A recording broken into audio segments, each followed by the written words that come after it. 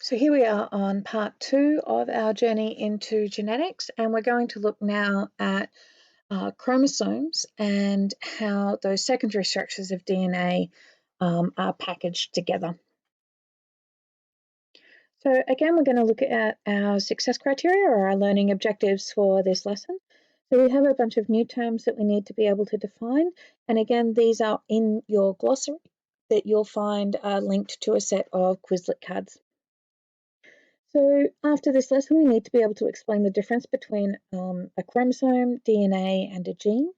We need to be able to use a karyotype to identify genetic anomalies, and also to be able to identify the sex of an individual organism by reference to the karyotype as well. We need to know that humans have 46 chromosomes in somatic cells and 23 in gametes, which of course means we also have to understand what somatic cells and gametes are. We also need to be able to explain the difference between the haploid number and diploid number for an organism. So let's get started. Chromosomes are essentially when the DNA has been coiled up really, really tightly. So we said that the DNA is fine thread-like structures. So the DNA gets coiled up really, really tightly and then forms around some proteins and then forms these big coils that then get turned into these homologous pairs of chromosomes that we see here. So essentially, a chromosome is made up of two chromatids, which are the arms of the chromosomes that we see, and they're held together by a centromere. We only see them in this double way here, like this big X structure, just before DNA replication occurs, or division. The DNA has been doubled just before the cells divide. So usually we will see it as what we call as a pair of homologous chromosomes. So chromosomes are long thread-like structures found in the nucleus of the cell. So they're in the same place as what the original DNA strand is because they're made of DNA. The cells in the human body each contain 46 chromosomes, so in 23 pairs. Okay, so we have 46 made up of 23 pairs in the human body. And then the only exceptions to them having 46 chromosomes is our sex cells or our gametes. These actually have 23 chromosomes in them, and we'll discover why in a little bit. So this means that we come to two new terms which are called diploid and haploid. So the number of chromosomes in body cells, so these are ones for growth and repair, so in your hair, your skin, any of your organs. This includes liver cells, lung cells, muscle cells, any cells in your body that aren't gametes are going to have a 2n number of chromosomes. Okay, so the diploid number we define as being 2n. Okay, and then in the gametes, there is half the number of chromosomes, so we call that n. So you'll remember before that we said that in body cells, humans have 46 chromosomes. This would be the diploid number, okay, that is in all our body cells. And then there are 23 in the gametes. This is the haploid number. Okay, so the haploid is n, and then 2n is the diploid number. So gametes are our sex cells. So this is ovum for women and sperm for men. So the sex cells only have 23 chromosomes each. And the reason for this, if you think about it, is that if a parent passed on a full complement of DNA, that would be 46 chromosomes from your mum and 46 chromosomes from your dad, then the final organism would have twice as many chromosomes as they should. So on fertilization, half the genetic information comes from the male parent and half the genetic information comes from the female parent, which means that when this total number of genes is combined, we get the diploid number. So we can only get a haploid from one parent and a haploid from the other parent. If we had diploid, we would get too much genetic information. So not all chromosomes have this, not all organisms have the same number of chromosomes. Okay, so as we said before, humans have 46 as their diploid number. Okay, but other organisms have a different number of chromosomes. The pea plant has 14, a sunflower has 34, a cat has 38 chromosomes, while a dog has 78. There's no real number sort of correlation between the number of chromosomes and how complex an organism is. And they have different numbers of genes on those two because they have different size genes. But the number of chromosomes differs for different organisms. If you have a look here, you can see that the number that is put here is the diploid number. So, and we know that because humans have 46. So as with humans, if we had the haploid number, for humans it would be 23. For a pea plant, it would be 7. And then I'm just going to go through and divide these by 2. So this would be 17. This would be 19. This would be 21. And 78 is going to be 39, if my maths is correct. So if we want to find the haploid number and we've got the diploid number, we just divide by 2. So the 46 chromosomes that we have, as we've mentioned, there are 2 sex chromosomes. And these are the ones that actually define whether or not the organism is female or male genetically. Okay, so the other 44 chromosomes are autosomes, and they are our body chromosomes. The 2 sex chromosomes can either come as an X or a Y. Now, they're not a homologous pair, so they're not the same. They actually have different sizes and have different amounts of genetic information. The X chromosome is the female chromosome. So females have 2 X chromosomes, XX. And then in males, they have an X chromosome and a Y chromosome.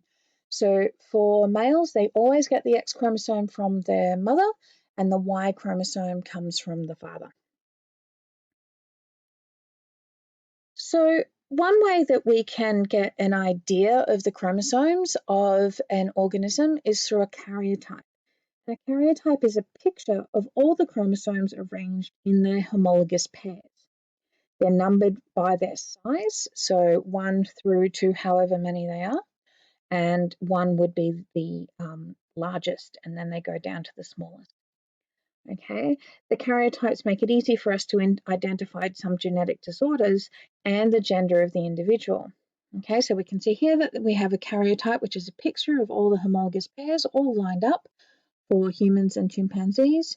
And we can see here that the chimpanzee has 48 chromosomes, whereas a human has 46, but they still have the same definition for their sex chromosomes as X and Y. So the 2 individuals here would be male because there is an X chromosome and a Y chromosome, and this is what we see for male individuals.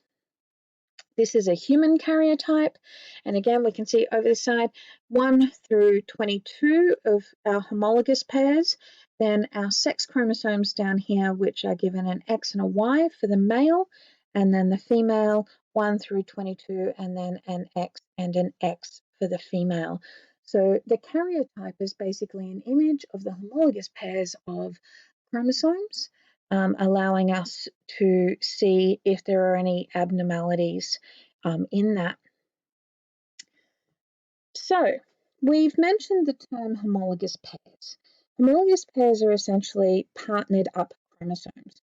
So each chromosome has a partner that is the same size and shape, except for the sex chromosomes, because the X and Y are different sizes, and they're called a homologous pair.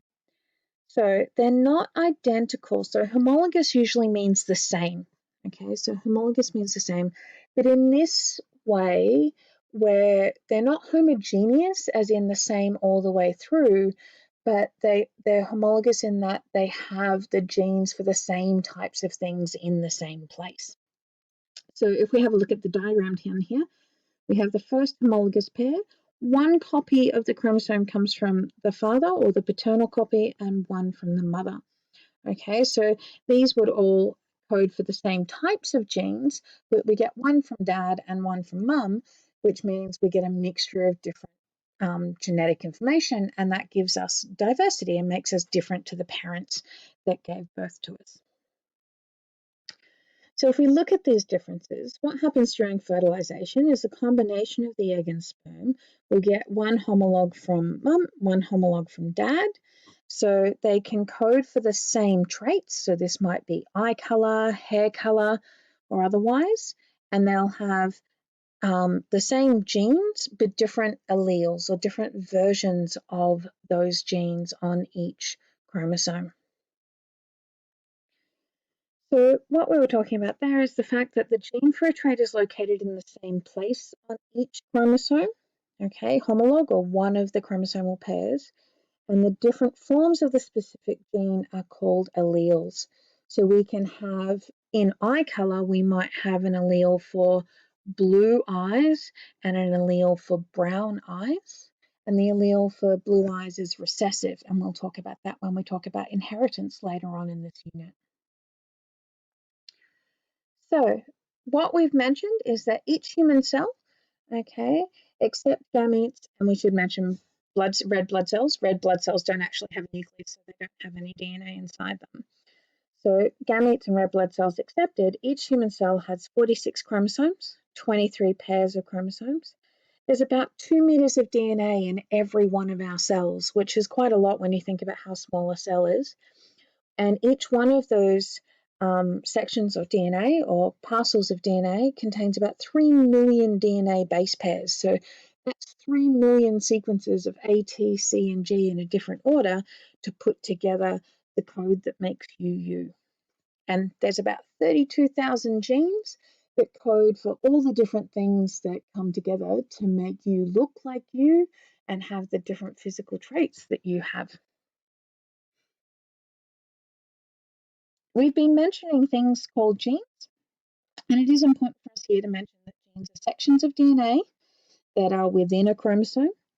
Each chromosome can have over 1,000 genes on it, and each gene codes for a specific protein, and proteins are the things that make pretty much your body function. Proteins are like the workhorses and the mechanisms of how things work inside our body. The proteins include the structural materials that build up your cells and tissues, or your hormones and enzymes as well are made up of different proteins that are coded for in the instructions in your DNA. When we look at one gene and the next, or comparing genes, it's the order of bases along the DNA strand as well as the length of the strand that determines what it can code for. So we mentioned before that we could have different combinations of A, T, G, and C, and how long those stretches are and the specific order that the bases are in gives rise to our different genes. So the order of the bases, the length of the strand, this gives us our genetic code. Okay, so the genetic code determines specific characteristics of traits, and this could be eye color, hair color, skin color, whether or not you have freckles, any of those different physical traits, they're all coded for in your genetic code. That's it for chromosomes and gene structures. There's quite a bit of information in this, so make sure you have listened carefully. You can go back and review it. Make sure you can explain the things that we have in our success criteria, get your notes sorted out, and then attempt the quiz.